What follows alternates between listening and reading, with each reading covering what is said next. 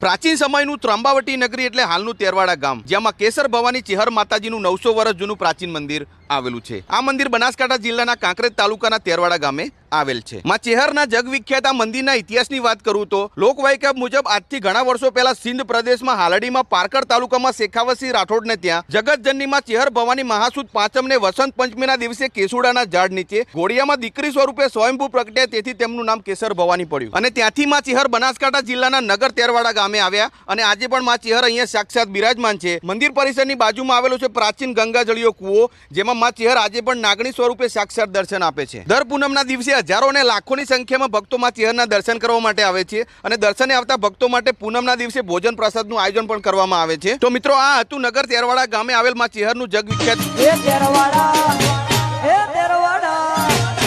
તેરવાડા